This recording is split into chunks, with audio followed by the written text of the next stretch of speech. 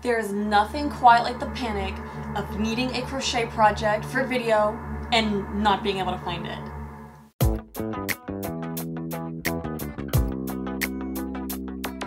Hello crafters! Welcome to this week's TuTu. So for today's project, we are going to be doing some Tunisian crochet, specifically some Tunisian crochet cables. Now I was working to get this video ready to start filming, and I wanted to show, like, before we get into it, like, give you some inspiration, here's what you can make, and I could not find this one thing that I needed. Fortunately, my sister found it for me, so here is this scarf. If you watched my video last week about mandala yarn, which is amazing by the way, and I'll link that video up there. But if you watched that video, you also saw this scarf featured. I featured this several times and I still haven't finished it, and you're probably sick of seeing me show this unfinished scarf.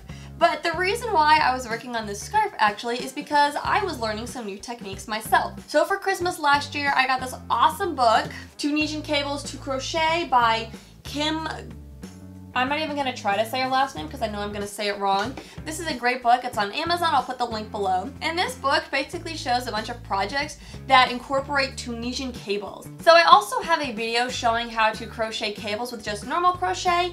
And now today I figured that, you know what, I should make one with Tunisian crochet, because hopefully you followed along with my Tunisian crochet tutorials and you've been able to learn. So today is going to be kind of a branch out from just the basic Tunisian crochet stitches, and I'm going to show you how to crochet cables. Now it sounds a little like scary, like, oh, this is gonna be hard, but actually I think it's easier in some ways than normal crochet cables, and we'll get to that in just a moment. These are what the cables we're making today will end up looking like. I was following a pattern out of this book to make them all connected, really cool pattern, but I'm not gonna be showing the actual full pattern, obviously. But this book, if you wanna know how to do these drop stitches, definitely order this off of Amazon. But I'm gonna show you how you can incorporate these cables into your projects. As far as materials go, you will need some yarn. I'm using some more mandala yarn. This is my leftover unicorn. And then you will need a hook. If you're serious about Tunisian crochet, I highly recommend the Denise interchangeable crochet hooks. Awesome kit.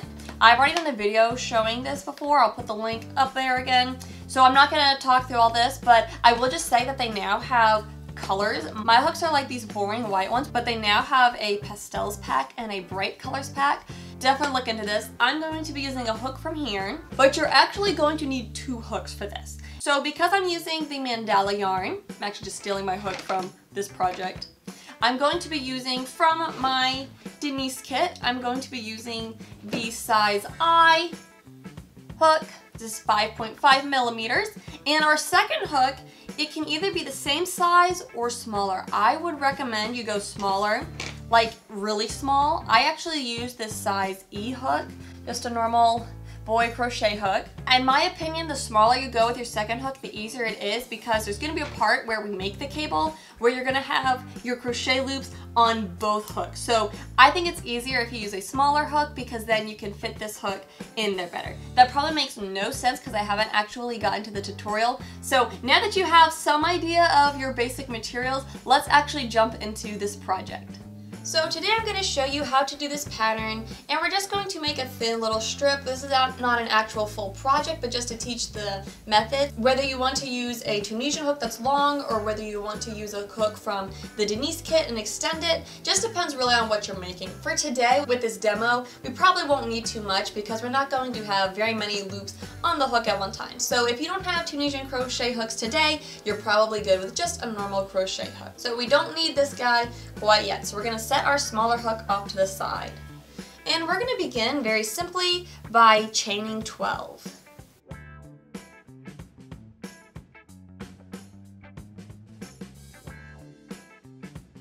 And for today's demo, I'm going to be showing you a cable that is a total of 6 stitches wide. So I'm going to have 3 just side border stitches, 6 for the cable, and then 3 more on the side for the border.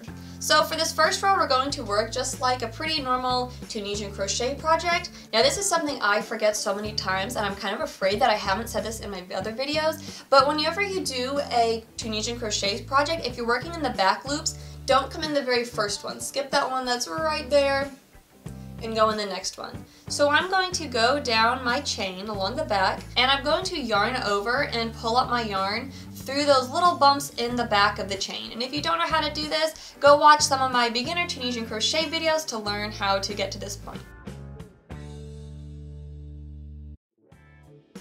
So when you get done with this first forward pass, you should have 12 loops on your hook. If you don't have 12 loops on your hook, that just means you miscounted somewhere, whether you did the wrong number of chain or forgot to skip that first loop, or maybe you picked up an extra loop. That's okay, just get to the point where you have 12 loops on your hook. So now we're going to work the return pass the same way we work a return pass for stitches like Tunisian simple stitch, where we're going to yarn over and pull through one loop for this first one. And then to get the rest of the way across, we're going to yarn over, pull through 2, yarn over, pull through 2, and get all the way back to where we started. So here we go, I'm back where I started. So far, not too bad, just pretty normal Tunisian crochet concepts. So with this pattern, the way it works is we're going to start doing a process, and with this process we do 3 rows, so a forward pass and return pass 3 times using this, and then we're going to have that 4th row be where we actually work the cable crossover. So what we're going to do for the next 3 rows is in our first 3 stitches, we're just going to work a Tunisian simple stitch. So again, they don't come in this first spot right here. That's going to count as our first stitch, but we've already got on our hook. We're going to bring the yarn to the front, and we're going to work a simple stitch, come through that post right there, catch the yarn and pull it through, and work a simple stitch in the next spot. So those are counting as our first 3 stitches in simple stitch.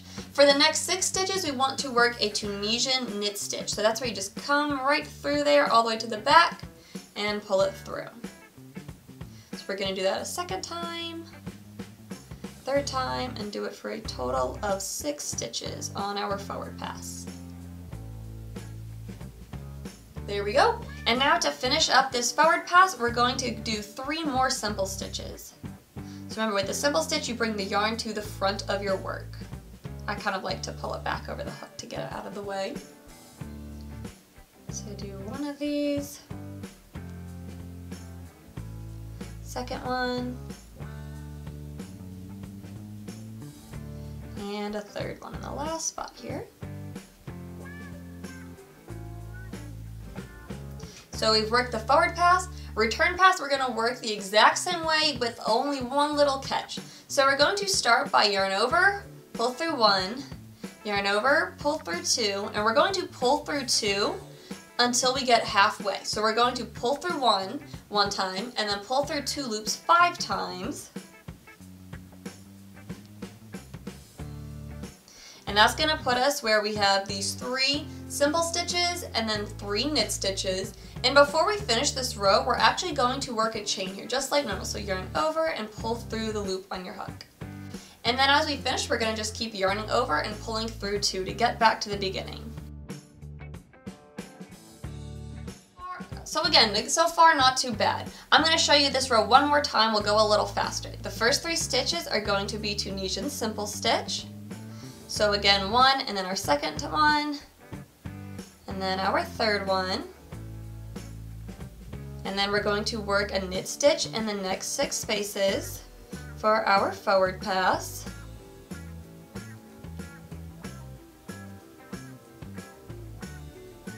And then finish it off with 3 simple stitches.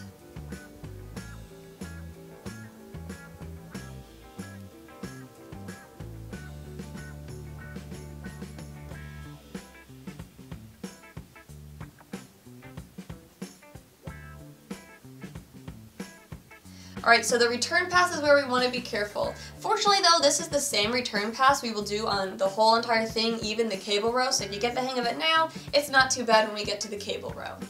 So we're going to start by yarn over, pull through 1, and then 5 times we're going to yarn over, pull through 2, yarn over, pull through 2 a second time, do that a 3rd time, a 4th time, and a 5th time. So we've gone through those first 6 stitches, and then here we want to do a chain. Just yarn over and pull up a loop. And then yarn over, pull through 2 to finish off the return pass.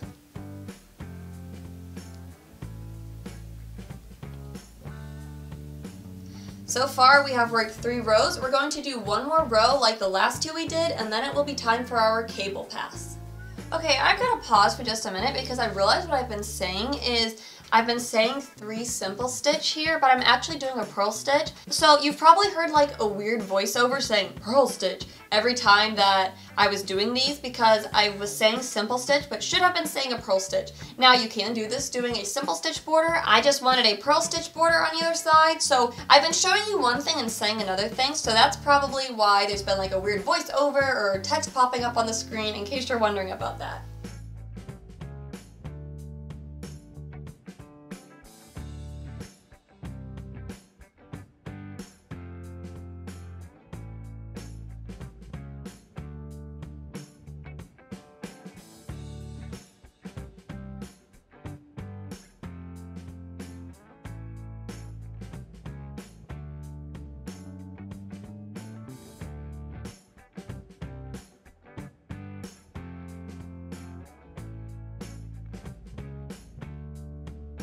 So I've worked 3 more of just our basic row, and it's time to do another cable row. So again, when we work the forward pass is worked the same exact way for every row, whether it is a cable row or just one of those 3 rows in between. So that makes this pattern a little bit easier. So I'm going to show you the cable part and the row right after that, because that's the trickiest part of this project, because it just gets a little tight, things, you know, or you're afraid it's going to come unravel. So I'm going to show you that part again. So I'm doing for the cable row, I'm just working my forward pass, same as normal. And then once I get all the way to the side, this is where things get fun. Alright, so we're going to start by yarning over, pull through 1 loop, yarn over, pull through 2, yarn over, pull through 2, and then stop right there. So we're just gonna work that purl stitch back until we reach our knit stitches where our cable is. So I'm gonna pull this a little bit looser and then take it off my hook. And now it's time to take the next 6 stitches off of my hook. So I find it works best if I kind of bunch them together and pinch them. I'm just gonna pull my hook out. You probably can't tell that I'm only pulling 6 off, but once I get the loop out, you'll see. So here we go. Now I've got my 6 loops that are just free, and it always scares me because I'm like, they're gonna unravel, but I promise they're not as likely to unravel as you might think. So if I look at my 6 right here, I'm gonna kind of pinch them and pull them to the back so I can see them really well. I'm gonna find my left 3 right here, and I'm gonna put my main hook through from the right to the left. So just these 3 on the left side, from right to left. And now I've got these other 3 stitches in the very back. What I think really helps is if you pinch it, kind of pull it back, and then with your right thumb, put it right there. And you can really see those stitches well and know exactly where you need to go. So now I'm going to take my mini hook, and I'm going to come from left to right through those stitches. With the knit stitch, they kind of lay front to back, so if you're not sure, you're kind of going left and back to front and right. That's how you're going to pick those ones up. So now you have those 6 stitches for our cable. You've got 3 on the big hook and 3 on our little hook. And now I'm going to pull the little hook to the left, big hook to the right. It's a little twisted, it's okay, just go with it. And I'm going to insert my big hook through these 3 back stitches from right to left. Just come right through there. And now once those are on, I can pull this little hook through. And that probably makes sense now why I said I like using a smaller hook versus a bigger hook, because if you've got to have 2 hooks going through the same loop, it just makes it easier if you're using that smaller hook. And now I'm going to finish this row like I normally would. I'm going to pick up this loop here that we stretched out a little bit and left off, and I'm going to yarn over, pull through 2, do that 3 times, and then work that chain. So I got to do that a 2nd time, 3rd time, and then don't forget to work that chain, very important. That chain just helps give it a little more flexibility for the crossover. And then I'm going to finish this row same way as I've been doing. And now I'm going to show you, once I get done with this row, I'll show you how to do that forward pass right after the cable row, because that's another tricky spot, because it's hard to know where to go. Do I go here or do I go here? Just because it's so bunched up on itself. So let's walk through this really slowly. This is like my first purl stitch, so I'm going to come to this spot right here and work a 2nd purl stitch and a 3rd purl stitch. And now I'm going to swap over to my knit stitch. Very important that we come in the correct order. So if you want, you can just kind of stretch this and pull. I like to find that chain space in the work, because if you can find that, then you know that, oh, these 3 are on this side, these 3 are on the other side. And if you want, you can kind of hold that spot there just to keep it out of the way so you know that you're going from front to back. So I'm going to work my first knit stitch, front to back, pull through, go to my next spot, front to back, pull through. Again, this is why I'm kind of holding here at the chain spot, because it prevents me from going through these and then either staying in the front or going through even extra stitches. So make sure I come through that chain space on that last one, all the way to the back. And over and pull through.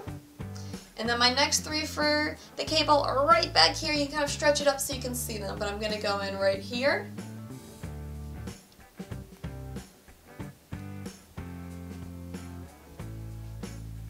Sorry, my yarn got a little snag there. Find that next spot right there. Go through all the way to the back. And then stretch and find that last little one right there. And now we're going to finish off with our purl stitch, and we're going to work our return pass same as normal, just making sure that we work that chain in the middle.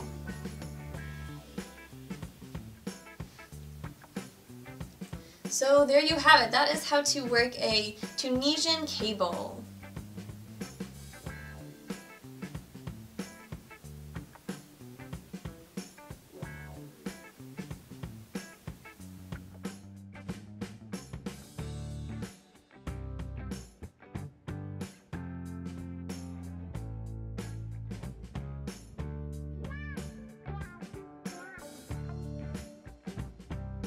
So now if you followed along with the tutorial and with a little bit of practice, you will be able to crochet these awesome Tunisian crochet cables. So this is just one project idea. Again, if you get the book, there's tons of project ideas. Also, by the way, let me just mention this. I'm not sponsored by either this book publishing company or by Denise products. These are just items that I really like. I am an Amazon affiliate partner, so that means if you purchase a product through my links, everybody wins, because there's no additional charge to you, but you get a product that you know that somebody else out there likes. Hopefully you trust my reviews and my thoughts on these things. So you get the benefit of knowing that what you're buying is actually the legit. Amazon gets more customers, and Amazon at no charge to you gives me a portion of the profit. So really cool. But again, I will say that I'm not sponsored by those. These are just products that I genuinely really love, and I think that you probably will too if you try them. So this is just one way to incorporate Tunisian cables into your project. Book has a whole bunch of other ideas, but hopefully just seeing that, you might have thought like, oh, I could do this in a blanket, or ooh, I could incorporate it into this project. So if you're going to be incorporating Tunisian cables into a project after watching this video, comment below and let me know what you're going to be making. I love hearing from y'all. But I've still got a little ways to go on this, and hopefully I will get this done before the weather gets colder. Obviously, I want the weather to get colder if I'm wearing this, not warmer. It was way too warm today. But once I get this finished, I'll have to show you that yes, I do actually finish projects that I start. So I hope you have an awesome rest of your Tuesday, and as always, happy crafting! So apparently this video was supposed to be like, we're gonna keep it really real today, because first of all, I couldn't find this. And then second of all, partway through the tutorial I was filming, except I wasn't filming. I like talked for a solid 5 minutes. It was probably really boring anyways. Talked for a solid 5 minutes of tutorial, and then I look at the camera and it suddenly like blips off in the middle. I'm like, what is it doing? So today was just a struggle, you know? Some days are like that.